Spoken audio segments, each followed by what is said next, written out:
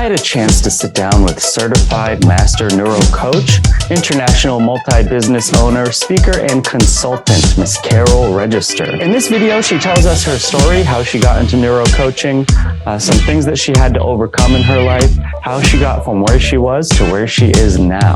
I hope you enjoy it. All right, so tell us about yourself. Tell us your story. Oh boy. Well, I am an international multi-business owner. I am a speaker, podcaster, a licensed neurocoach or a certified neurocoach. I'm not a therapist. So I use a neuroscience-based process to help people remove their limiting beliefs and wire in their success beliefs into their brains. And I'm also a business strategist and consultant. And it really started for me, the journey I'm on currently. Multiple journeys in our lives started 8 years ago when I moved overseas to South America, to Chile. My husband was sick and we bought a boutique hotel from a North American couple who had it for 25 years, had an excellent reputation. And we were looking to go over there and retire. And my reason for doing it was to focus on his healing. He was really struggling and struggling mentally and then physically. And we closed on the property. I closed on the property March 14th of 2014. And it was a pretty crazy time at that point. Was dealing with a suicide attempt from him and several other things. And the flight's about 10 hours, like going to Europe. And so anyway, he passed away shortly thereafter, and I found myself alone in a foreign country, no English, so not speaking the language, and all of the legal laws of the hotel were, and of that country are in Spanish. And then there's a strong German community that started back in the 1860s. So finding myself alone in a foreign country in high season with a full staff of a brand new business that I'd never run before in a brand new language, grieving 30 years of marriage, loss of my husband, and going through menopause on top of it. Plus, I have my own health conditions. It was, needless to say, a very, very big dive off the diving board, a huge learning journey. So wow. I got to step into entrepreneurship on a silver platter. I got to learn quick, and I got to step into leadership quickly. And I found myself stuck along the way, had a vision, couldn't get to the vision. I was like, why am I standing in my own way? Why am I stuck? Why am I not getting here? And that's when I came upon the neuroscience and the way that our brains work. And that opened up whole new doors for me. So, wow. Yeah. Talk about a pivot. Yeah. So your experiences kind of directly open the door for you to something new. It's so true. Yeah. Everything in our journeys is for us. And I can see that clearly now. Yeah. It's amazing. So tell us a little bit about the neuroscience and how that coaching works. That's where I get fired up. I get excited. I still use the tools that I teach every single day. And that's the important part. So with neuroscience is the whole body. It's not just the brain. The study of neuroscience is about the nervous system, and the brain is a part of that.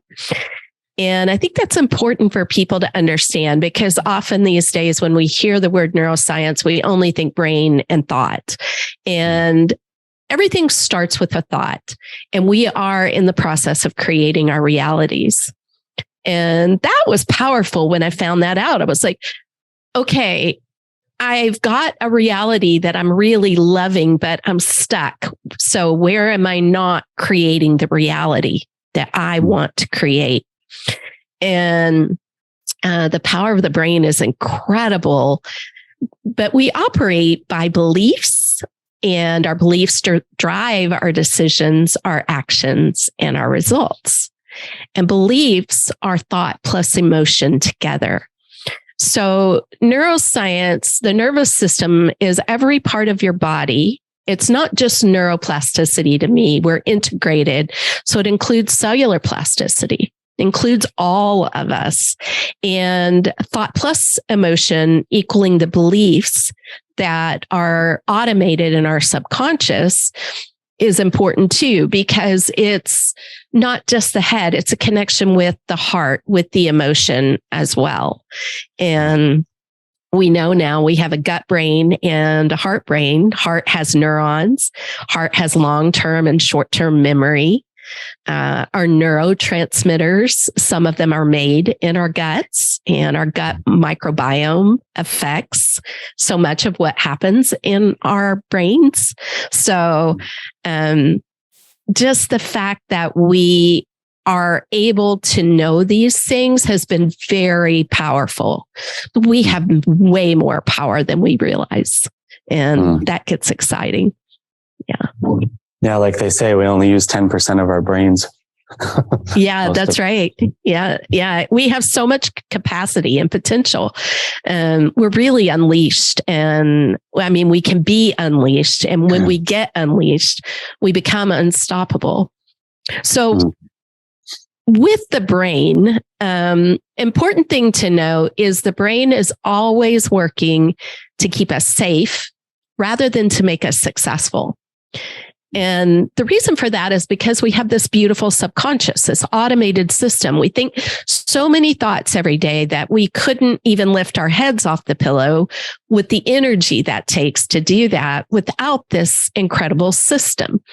And so I love the fact that my brain's doing its job and protecting this system, right? Yeah. And we make, though, up to 97% of our daily decisions from what's in our subconscious. And one of the analogies I use is you and I, under normal circumstances, one of my dearest friends and VAs and clients, she has no hands. So that's why I say under normal circumstances, we can sit down and we can tie our shoes and have a conversation. But if we're having to be conscious every single time about tying our shoes, we really have to sit down and go, okay, I need to take this string in this hand. I need to take this string in this hand. I need to cross them over. I need to tuck one under the other.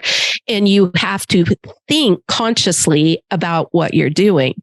Now, we don't have to do that. It's automated.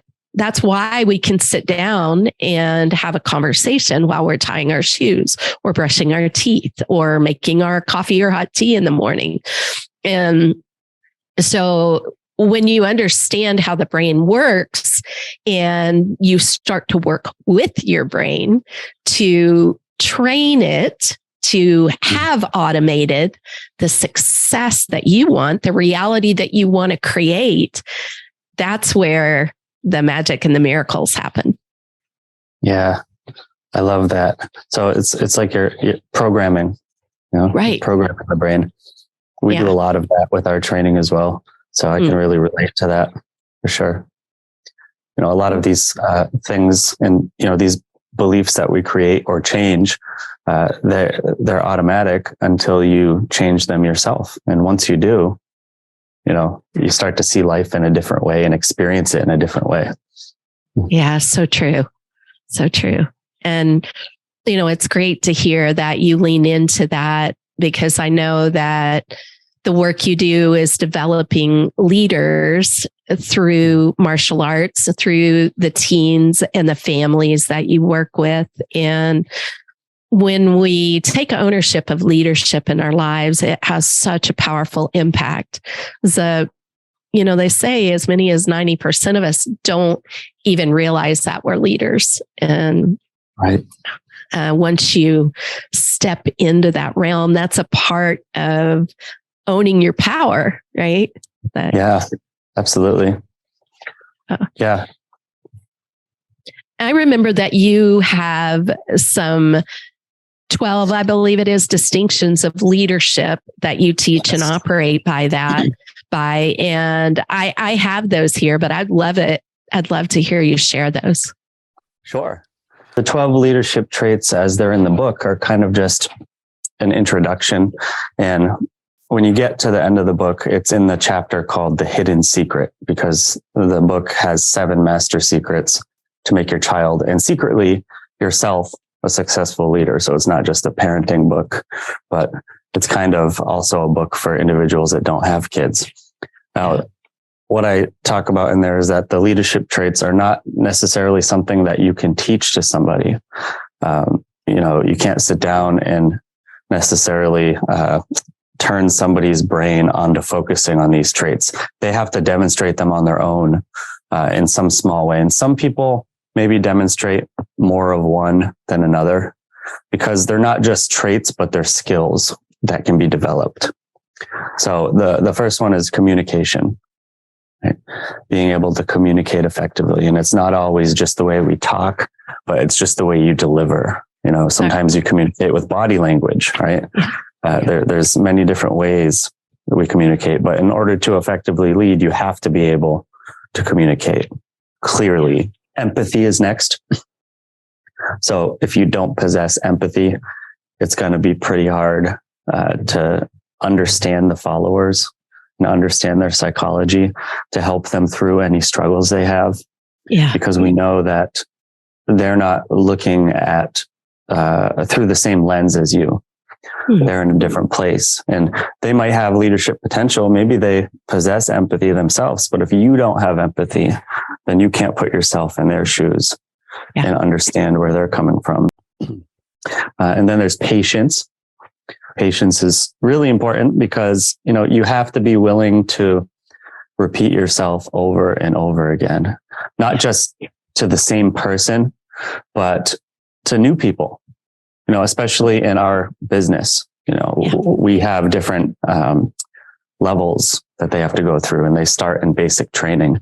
And when they come in for that first new student evaluation, it's, very to the point, and we're giving them blocks of instruction, and you don't deviate from the script, if you will, with the things that you say, especially in the beginner classes, because it's teaching basic concepts. So having to repeat that the same way over and over again. And sometimes also having to repeat it using communication and empathy, right?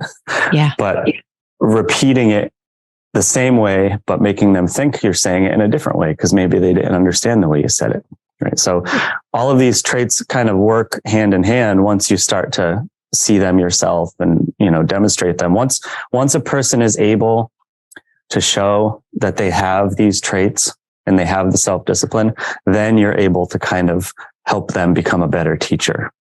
So part of our training is once they get through that first 12 months, if they qualify early, then, great. They can start assisting in classes, and we start molding them to get them ready to be an instructor eventually.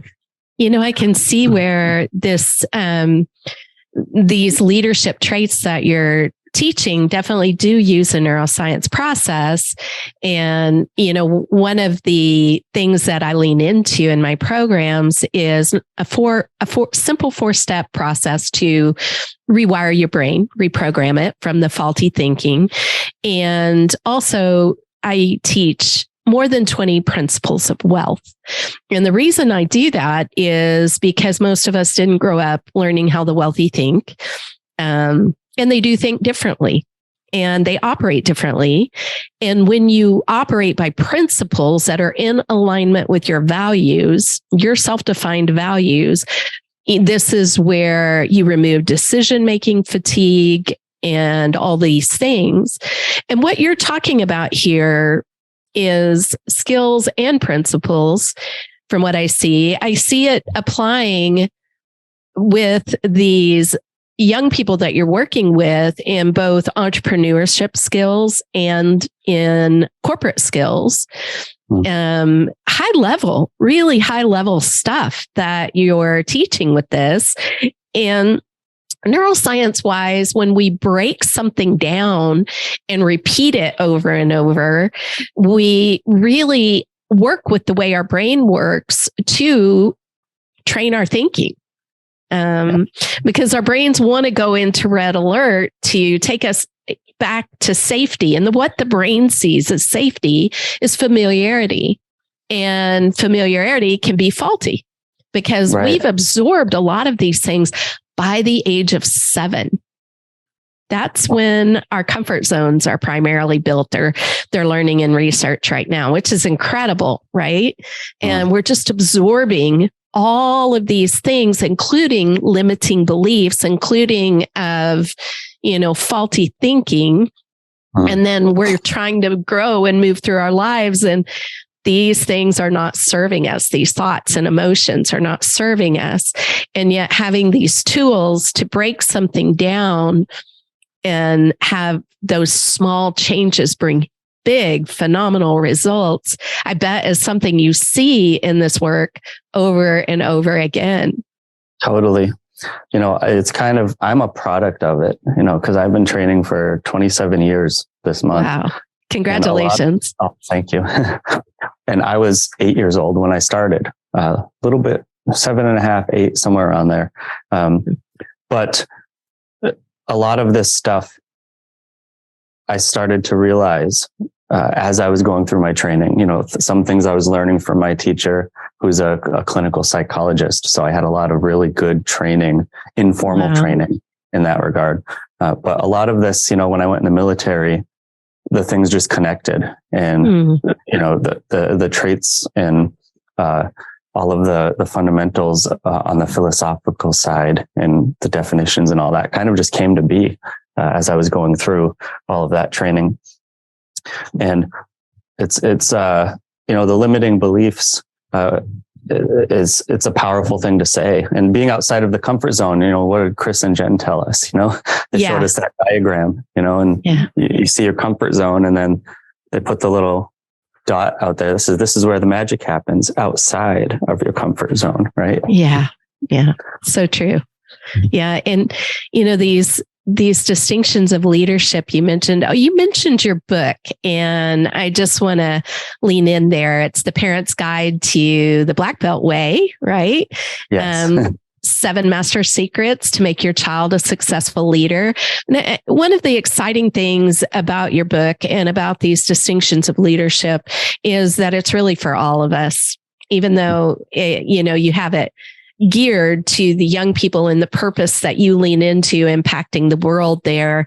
It's exciting to know that these apply to me and to we adults as well. Yes, absolutely. In fact, if you turn to the first page in the book, when you open it up, it actually explains how the reader who doesn't have kids will apply this book to their life. Apply and benefit like crazy. And the things that I look here on the list that you were leaning into, the communication, the empathy, the patience, the competence, the initiative, accountability, loyalty, so incredible. And then number 9 is enthusiasm, vision, faith, and endurance. Jeffrey, these are powerful. And I love the way the work that I do and the work that you do coincide. Just looking at the training of the brain is exciting for me. The training of the brain is, like I said, training our whole being, our whole body. And in the Diamond Transformation program that I have, one of the first things that we go into at a high level is identity. Is your identity, who you are, who you perceive yourself to be, sets the foundation for the work that you do. Being able to have clarity in your vision, know what your values are, know how you define success. Do you even know not only how to set a goal, but how to not use it as a tool for self beat up, but rather to use goal setting as something that's there to support you, and changing it, frankly, from goal setting to goal achievement. It's already done. Right. You know? Yeah. Behind the scenes, our brain will be working to drive toward what's painted for it, because the brain does not know the difference between what we perceive as reality and what we perceive as imaginary.